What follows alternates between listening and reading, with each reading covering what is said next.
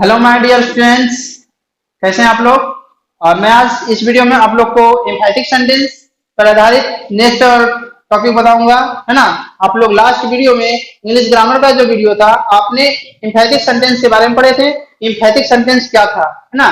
एम्फैटिक sentence कैसा sentence कि जिस वाक्य में सेंटेंस जो रहेगा सब्जेक्ट के द्वारा वर्ब के ऊपर क्या होगा, प्रेस करेगा, दबाव देगा, है ना। तो इसका अर्थ क्या हो रहा है, जोरदार सूचक वाक्य। एम्फैटिक सेंटेंस का क्या था, जोरदार सूचक वाक्य। मतलब सब्जेक्ट के द्वारा वर्ब के ऊपर लगाए गए दबाव को ही क्या किया जाता है, कहा जाता है उसे जोरदार सूचक वाक्य, है ना। तो आप देखते हैं, चलिए देखते हैं कि एम्फैटिक सेंटेंस कितने प्रकार के। आपको बहुत सारे एग्जांपल दिखाया गया था, लेकिन ये नहीं बताए थे कि एम्फैटिक सेंटेंस के भी प्रकार पता है कि कितने टेंस में उसे बनाया जाता है ना। तो एम्फैटिक सेंटेंस को 4 प्रकार से बनाया जाता है, जो कि मैं आज आपको इस वीडियो में दिखाऊंगा।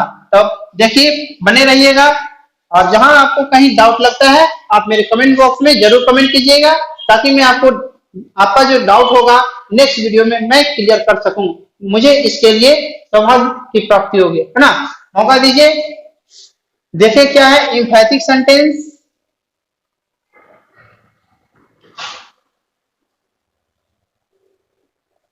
एम्फैटिक सेंटेंस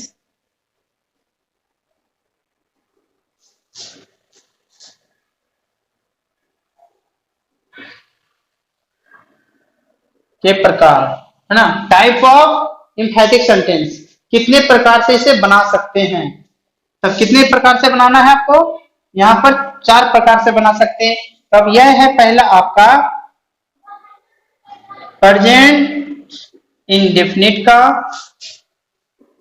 प्रेजेंट इंडेफिनिट टेंस में। अब यहाँ आपको टेंस थोड़ी सी हल्की जानकारी दिया जाएगा, है ना, ताकि आपको आगे की इसे बना सके। आगे का जो इसका स्ट्रक्चर होगा आप समझिएगा। अगला है सेकेंड जो होगा आपका past indefinite tense,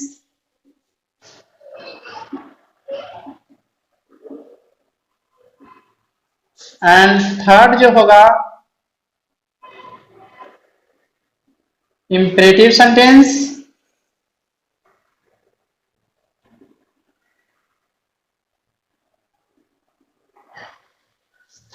and last है आपका ऑनरशिप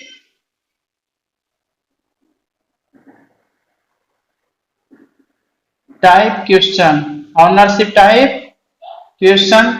लास्ट वीडियो में आपको जो भी एग्जांपल मिला होगा, मैं यहाँ एग्जांपल मिलाऊंगा, आप उस एग्जांपल से मैच कीजिएगा और देखना है आपको वह एग्जांपल किस टाइप का एम्फैटिक सेंटेंस था, है ना, किस प्रकार का, प्रेजेंट में या पास्ट में, इंपेरेटिव में या ऑनरशिप टाइप क्वेश्चन में। मैं वन बाय वन करके आपको दिखाता हूँ, लेकिन ये दोनों जो है आपका एक बार में ही दिखाएंगे, है ना। ये दोनों को अलग अलग होगा, ये दोनों का सिर्फ एक ही स्ट्रक्चर है ना। थोड़ा हल्का डू डज एंड डिड आपको बताया गया था, है ना। तो डिड पास्ट में था एंड डू डज प्रेजेंट में था। देखिए फर्स्ट में क्या करना है, present and past indefinite tense का एम्फैटिक, प्रेजेंट एंड पास्ट का एम्फैटिक। तब आपको रूल था क्या, एग्जांपल में पहले रूल देखना है नॉन एम्फैटिक, जो बिना एम्फैटिक वाले सेंटेंस का रूल है क्या। देखिए क्या इसका है, सब्जेक्ट था प्लस V1 या V5, प्रेजेंट में होगा तो V1 या V5 होगा, पास्ट में रहे तो उसका क्या होगा, V2 होगा। अब यहाँ पर आपकी थोड़ी समस्या होगी, V1 या V5 V2 क्या है, तो मैं सारी आपकी समस्या को क्लियर करूंगा, देखिएगा। फिर आगे है ऑब्जेक्ट प्लस अदर वर्ड, है ना। क्या है ये, अदर वर्ड के बाद आपका फुल स्टॉप होगा। देखिए क्या है आगे, इसको समझना है, समझिएगा क्या। जैसे स्पीक, है ना, स्पीक मतलब बोलना। ये स्पीक जो है आपका V1 होता है, और इसी का V2 जो बनता है ये पास्ट को शो करता है। यही V2 का प्रयोग यहाँ करना है, जो यहाँ पर लगेगा स्पोक, जो कि ये नॉन एम्फैटिक वाले सेंटेंस में प्रयोग होगा। क्या होगा? नॉन एम्फैटिक। यदि वो पास्ट का वाक्य होगा तो आप V2 की जगह पे क्या करना है? स्पोक। V1 के स्थान पे V1, V1 के स्थान पे स्पीक, एंड V3 जो होता है, V3 का तो यहाँ तो पढ़ना नहीं है, लेकिन फिर भी यहाँ पर बता देता हूँ। V3 इसका क्या होता है? स्पोकन। V4 होता है स्पीकिंग। V4 का अर्थ होता है V1 प्लस ING। इसमें क्या करना है? ING। Go plus ING going, read plus ING reading, है ना, ईट प्लस ING ईटिंग, मतलब V4 में ING ही जोड़ा जाता है। एंड V5 जो है ये V1 में S या ES जोड़ा जाता है। अब कहाँ S या ES जोड़ेंगे ये आपको स्ट्रक्चर के आधार पर देखेंगे, लेकिन आपको बस यही जानना है V5 में S लगाएगा। जैसे स्पीक है, तब यहाँ क्या किया जाएगा? Speaks. Play plays, it it's, है ना। इस तरह से आप यहाँ पर आपको तीन जो फॉर्म है वर्ब के, उसका प्रयोग किया जाएगा।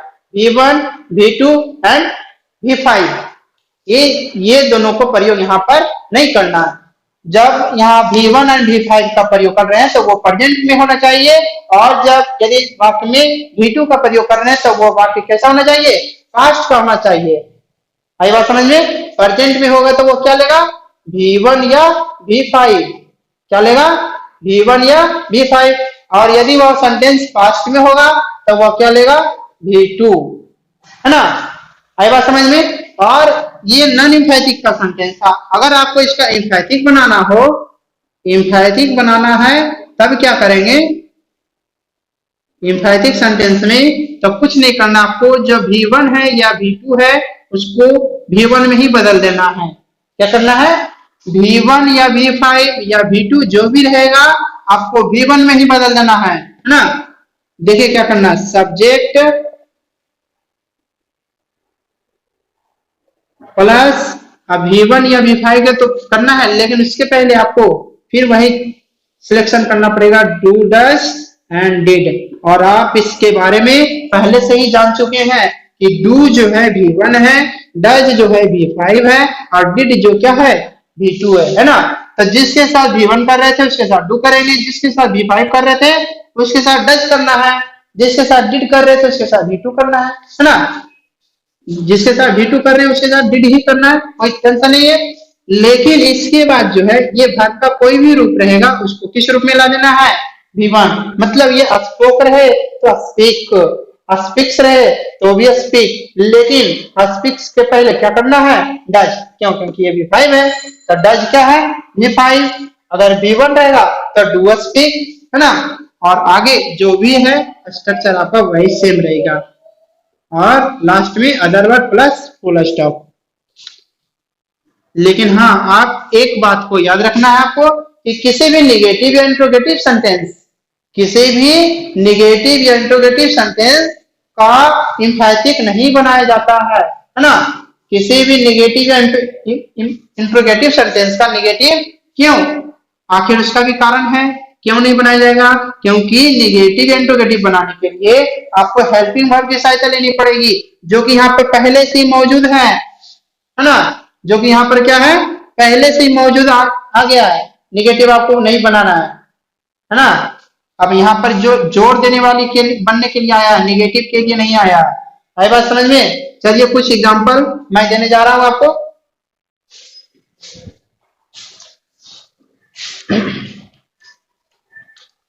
कॉपी में आप इसे अच्छी तरह से नोट कीजिएगा ताकि आपको बाद में समझने की दिक्कत ना हो, है ना। और कभी भी अगर दिक्कत हो तो फिर से एक बार आप वीडियो को वॉच कीजिएगा और फिर समझिएगा। नहीं समझ आए तो फिर मेरे पास कांटेक्ट कीजिएगा। देखिए मैं इसका एग्जांपल दे रहा हूं।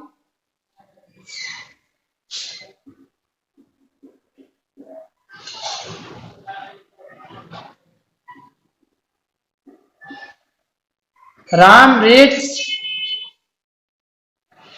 A book. Ram reads a book. अब आपको यहाँ पर ये सोचना है कि ये नाम है, कितना नाम का चर्चा हुआ है? एक नाम है। एक नाम के साथ V5 का प्रयोग किया जाता है। चलिए ये मैं बात आपको लिख देता हूं यहाँ पर, I, we, you, they and names, मतलब प्लुरल में जो भी रहे उसके साथ आपको क्या करना है, V1, है ना, क्या करना है, V1, मतलब ये V1 गो, या फिर आपको उसके स्थान पे डू करना है। ये भी क्या है, V1 है, ये भी क्या है, V5 का रूप है, और डिड जो है V2 का रूप है ना। और he, she, it and name, singular name है, एक नाम, एक नाम के साथ क्या होगा, डज का प्रयोग करेंगे। क्या करना है आपको, डज का प्रयोग करना है ना। यदि वो प्रेजेंट में, पास्ट में तो बात ही नहीं उसमें कुछ, एक ही है, किसी के साथ भी आप V2 कर दें, है ना, सबके साथ चलेगा। तब देखिए यहाँ पर राम है, कितना नाम का चर्चा हुआ, एक नाम, एक नाम के साथ क्या है, V5 है ना, सॉरी यहाँ पर क्या लिखेंगे, V5। तब ये क्या है, रीड्स। तब क्या करेंगे इसका, ये तो नॉन इम्फैटिक है, क्या है ये, एग्जाम्पल जो आपका है नॉन इम्फैटिक का है ना। तो इसके इम्फैटिक बनाना हो तब क्या करेंगे, राम रीड्स V5 में है, तो V5 के बदले में क्या देना आपको, does, Ram does read a book, Ram does read a book. इसका यहाँ अर्थ होता है राम किताब पढ़ता है, राम किताब पढ़ता है। लेकिन यहाँ इसका अर्थ क्या हो रहा है, आपको पता ही है कि इम्फैटिक बनाने के लिए बनता जब है तब उसमें डू डज लगता है, और उसका अर्थ क्या देता है, ही तो है ना, या फिर अवश्य, राम अवश्य किताब पढ़ता है, या फिर राम किताब पढ़ता ही तो है। इस तरह के वाक्य होंगे। अगला एग्जांपल और देखते हैं फिर से, एक आपका एग्जांपल नंबर जो फर्स्ट था, example number second non emphatic है। देखिए, Sita went to school, went जो है ये गो का V2 रूप है ना। वेंट जो किसका रूप है, गो, वेंट माने गई या गया, तो लड़की है, लड़की के लिए आप उसके अनुसार कहिएगा, है ना। तब ये गई, अब ये गई क्या, किसका रूप है, गो, गो मतलब जाना, तो ये गो V1 है और वेंट V2 है, तब V2 लगा हुआ सर, तो उसके लिए क्या करना है आपको, V2 के लिए डिड सिंगुलर या फोल्डर, किसी भी नाम के साथ फोल्डर, क्या करना आपको, सीता डिड, और क्या, वेंट को बदल देना किसमें, जो V2 यहाँ पर उसके बदले में डिड लगा दिए, उसके बाद क्या करना है, V1, मतलब वेंट का V1 क्या, go, Sita did go to school. आगे कुछ नहीं करना आपको, बस यहाँ पर आप उसको चेंज कर दीजिए, आगे का जो स्ट्रक्चर था वही से आप फॉलो करेंगे, है ना। आगे मैं एग्जांपल और देने जा रहा हूं, देखिए और समझिएगा।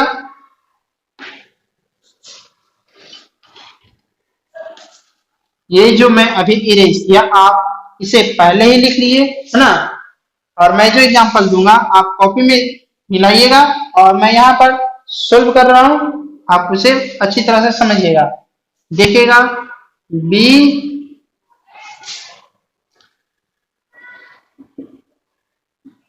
इन दिस रिवर, क्या होता है, हम लोग इस नदी में तैरते हैं, है ना, हम लोग इस नदी में तैरते हैं। तो यह जो सेंटेंस है आपका नॉन इम्फैटिक का है, क्या है, नॉन इम्फैटिक वाला है ना। ये सेंटेंस किसका है, नॉन इम्फैटिक वाला है, और इसका जो इम्फैटिक का बनाएंगे, क्या करना आपको, वी का भी, और ये भी वी क्या है, यहाँ देखिए इसके साथ क्या लग रहा है, V1, सर ये V1 लगा हुआ है ना, स्विम मतलब तैरना होता है। अब V1 लगा हुआ है तो ये इम्फैटिक नहीं है, अब जब इम्फैटिक बनाना है तो इसके बदले में क्या लगाएंगे, डू, है ना, क्या लगाएंगे, डू, और फिर स्विम का स्विम ही देंगे, इसका चेंज नहीं, क्योंकि ये खुद एक V1 है, तो V1 को V1 में ही रहेंगे रखेंगे। और क्या, आगे सेम पोजिशन दिस रिवर, आगे आपको कुछ नहीं करना है ना। ये हो गया आपका इम्फैटिक का सेंटेंस, इम्फैटिक का सेंटेंस हो गया। इसी तरह से आप आगे भी सेंटेंस बना सकते हैं, ये प्रेजेंट एंड पास्ट का हो गया, है ना। आगे चलते हैं अब ownership type question and imperative sentence का इम्फैटिक बनाने के लिए। देखिए इम्फैटिक को इम्परेटिव सेंटेंस का किस प्रकार से बनाएंगे। वो थर्ड टाइप होगा आपका। टू टाइप्स कंप्लीट हो चुका, प्रेजेंट एंड पास्ट का, है ना। किसका है? इम्परेटिव, इम्परेटिव सेंटेंस का इम्फैटिक, है ना। इम्परेटिव सेंटेंस का इम्फैटिक। आपको पता है इम्परेटिव सेंटेंस का स्ट्रक्चर क्या होता है? कहां से स्टार्ट करते हैं? V1 plus object plus other word, है ना। यही इसका स्ट्रक्चर है, रूल है कि किसी भी इंपरेटिव सेंटेंस की शुरुआत किससे होती है? V1 से। किससे होती है? V1 से।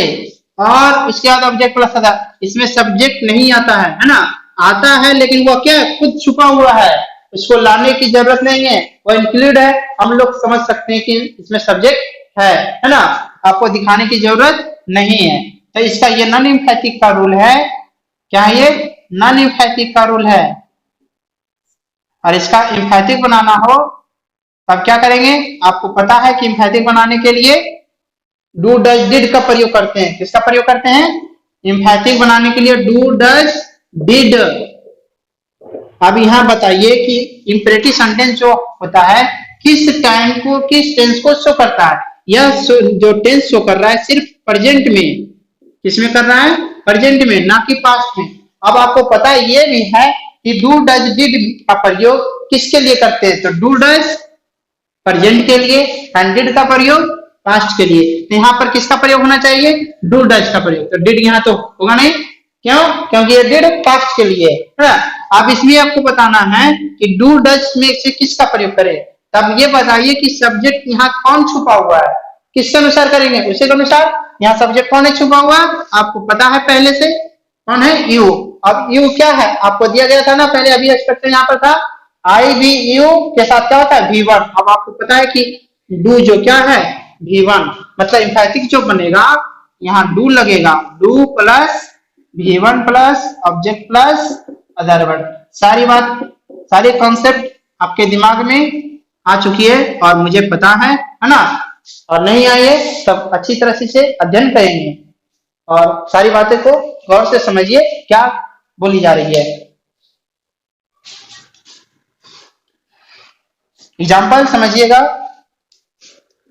एग्जाम्पल है, ये होगा आपका एग्जाम्पल नॉन एम्फैटिक का। Help the poor. Help the poor मतलब गरीबों की मदद करो। किसकी मदद करो? गरीबों की मदद करो। ये नॉन एम्फैटिक का है ना। लेकिन ये है, आपको पता चल रहा है V1 है और ऑब्जेक्ट है। V1 और ऑब्जेक्ट। और आपको एम्फैटिक बनाना है तो क्या लगाना है? Do. Do help the poor. Do help the poor, गरीबों की मदद अवश्य करो। तब ये क्या आपका सेंटेंस? एम्फैटिक का है। किसका है? एम्फैटिक, है ना। और मुझे उम्मीद है आपको अच्छी तरह से समझ में आ गई होगी कि किस तरह से इंपरेटिव सेंटेंस का एम्फैटिक बनेगा, है ना। देखिए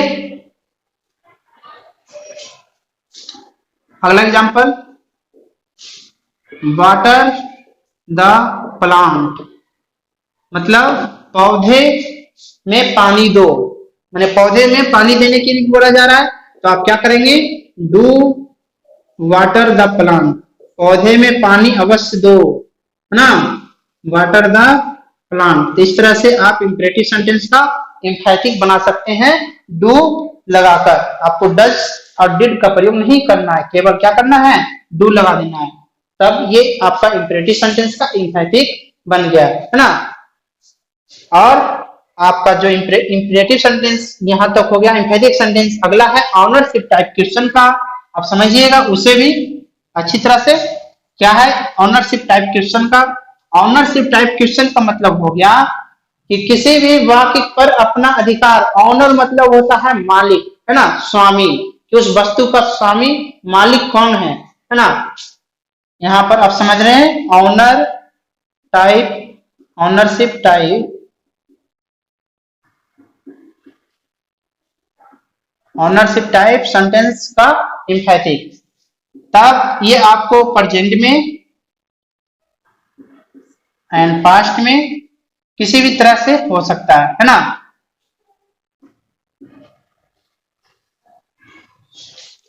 देखना है आपको कि प्रेजेंट में होगा या पास्ट में होगा, तब कैसे करेंगे। ऑनरशिप टाइप क्वेश्चन जो होगा हैज, हैव एंड हैड का प्रयोग किया रहेगा, है ना। क्या किया रहेगा, हैज, हैव, हैड। तब आपको क्या करना है, हैज, हैव तो आपको पता है प्रेजेंट में, हैड का प्रयोग पास्ट में, है ना। तब ये आपको ये भी पता होगा कि हैव क्या है, V1 है, एंड हैज V5। आपको पता हो चुका है कि V1 किसके साथ, हैव किसके, और V5 किसके साथ होगा, है ना। ये क्या है V1 एंड ये क्या है V5। ये तो ऑलराउंडर है, सभी के साथ जा सकता है। इसके बारे में आपको जानकारी होनी चाहिए थी और हो चुकी है। आपको एग्जांपल दिया जाएगा। इसका जो होगा ओनरशिप टाइप क्वेश्चन, किसी भी नाउन के साथ के पास लगा रहेगा। क्या रहेगा, के पास। जो नाउन यहाँ पर आएगा सब्जेक्ट के रूप में, उसके तुरंत बाद के पास होगा, या फिर के पास नहीं होगा तब होगा को, है ना। या ये फिर नहीं होगा तो वो लास्ट में आपका रखता है या रखती है, रखते थे, कैसे रहेगा। देखिए सारा टाइप का क्वेश्चन मैं एग्जांपल में आपको दिखाऊंगा और आप देखिएगा, अच्छी तरह से समझिएगा, कहीं दिक्कत नहीं होनी चाहिए। पहले इसका पहचान लिख लेते हैं। पहचान क्या होगा, सब्जेक्ट के बाद जो होगा के पास या फिर को, और लास्ट में है या था, है ना, है या था अकॉर्डिंग टू टाइम। जो है तो प्रेजेंट, था तो पास्ट। ये हो गया आपका पहचान। या फिर ये नहीं रहा तब होगा सब्जेक्ट प्लस कोई भी नाउन आएगा जिसके ऊपर वो अधिकार होगा, जिसका वो स्वामी होगा, है ना। और ये नाउन जो है अपना एडजेक्टिव को भी लेके आ सकता है या फिर नहीं भी आ सकता है। और लास्ट में रखता है या रखता था या रखती थी भी, है ना। इस तरह के रखता है, रखती है, रखता था, रखती थी, इस तरह का होगा। ये आपका स्ट्रक्चर हो गया पहचान का, प्रेजेंट में एंड पास्ट में दोनों तरह का। और के पास या को रहेगा। एग्जांपल में समझिएगा क्या, पहले रूल इसका देख लेंगे जो होगा आपका नॉन एम्फैटिक का। नॉन एम्फैटिक वाले सेंटेंस का सब्जेक्ट आप देंगे पहले, सब्जेक्ट प्लस प्रेजेंट में होगा तो हैज या हैव, एंड पास्ट में होगा तो हैड देना है आपको, प्लस आपको क्या देना है, नाउन। अगर वो नाउन एडजेक्टिव के साथ होगा तो क्या करेंगे, एडजेक्टिव ही यूज करेंगे, नहीं रहेगा तो नहीं देंगे, है ना। और लास्ट में आपको फुल स्टॉप। ये हो गया सर आपका नॉन एम्फैटिक का। क्या हो गया ये, नॉन एम्फैटिक का। और आपको अगर एम्फैटिक बनाना है एम्फैटिक का, तो इसका स्ट्रक्चर अब दिया जा रहा है। एम्फैटिक का सब्जेक्ट प्लस हैज, हैव या हैड है, तब उसको क्या कर देना है, उसके स्थान पे डू या डज, और अगर हैड है तो उसके स्थान पे डिड का प्रयोग करना है। अब आपको ये अच्छी तरह समझ में आ गई है कि कहाँ करना है। और ये जो है तीनों को उसमें बदल देना है, क्या, हैव में, प्लस एडजेक्टिव प्लस जो नाउन है आप वैसे ही प्रयोग करेंगे, और लास्ट में फुल स्टॉप, है ना। आई बात समझ में आ रही है अच्छी से। इसका एग्जांपल आपको दिया जाएगा, देखिए क्या है।